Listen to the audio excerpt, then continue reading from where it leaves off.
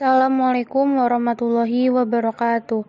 Kami dari kelompok 12 akan mempresentasikan materi pada pertemuan ke-11 mata kuliah akuntansi keperilakuan. Anggota dari kelompok kami yaitu 1. Tiara Kasih Aprilasari, NPM 1910104072, Maharani Galuh, PRP 1910104132, dan Kuku Indra Wijaya, NPM 1910104142. Pertemuan ke-11 kali ini kita akan membahas tentang penganggaran partisipatif.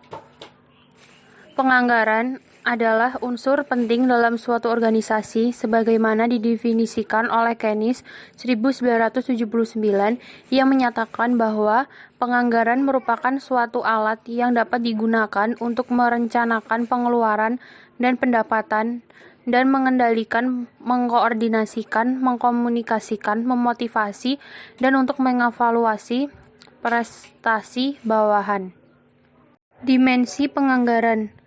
Dimensi penyiapan berkaitan dengan pendekatan persiapan dan penyusunan anggaran, persiapan master budget. Dimensi implementasi berkaitan dengan bagaimana anggaran tersebut diimplementasikan sebagai rencana perusahaan. Selanjutnya, fungsi dan tujuan penganggaran. Fungsi dari penganggaran sendiri yang pertama, mendorong manajer untuk menyusun rencana. 2. Menyediakan informasi. 3. Sebagai standar mengevaluasi kerja. 4. Meningkatkan komunikasi koordinasi. Sementara tujuan dari penganggaran sendiri yang pertama, mengkomunikasikan rencana strategis ke seluruh divisi organisasi. 2. Mengkoordinasikan aktivitas antar divisi. 3. Memotivasi dan mengevaluasi kinerja manajer divisi. Kemudian, penganggaran partisipatif. Apa penganggaran partisipatif? Penganggaran partisipatif adalah sistem yang memungkinkan karyawan, kunci dalam unit atau organisasi, memberikan input ke dalam proses penganggaran, sehingga penganggaran partisipatif dapat sebagai alat memotivasi bawahan dengan baik.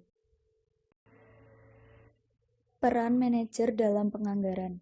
Secara umum, peran manajer adalah sebagai interpersonal informasional dan pembuat keputusan, sedangkan secara komprehensif berkaitan dengan mengatribusi kebutuhan subordinat dan perusahaan dengan saling memberi informasi dalam menentukan tujuan penganggaran. Kemudian, alasan teoritis penganggaran partisipatif, di mana terdapat 3 alasan teoritis penganggaran partisipatif. Yang pertama, alasan ekonomi. Alasan ekonomi dapat berupa pembagian informasi dan koordinasi ketergantungan tugas-tugas antar subunit dalam kondisi asimetri informasi. Kemudian alasan psikologi, di mana dibagi menjadi 3, yaitu yang pertama mekanisme value attainment, yaitu alasan pencapaian nilai akan meningkatkan kepuasan dan moral karena partisipasi memberikan kesempatan bawahan untuk mengekspresikan nilai. Kemudian yang kedua, mekanisme konektif adalah pembagian informasi yang meningkatkan kualitas keputusan. Yang ketiga, mekanisme motivasi, di mana meningkatkan kepercayaan bawahan, kesadaran pengendalian, keterlibatan ego, dan penerimaan untuk mempengaruhi kinerja mereka.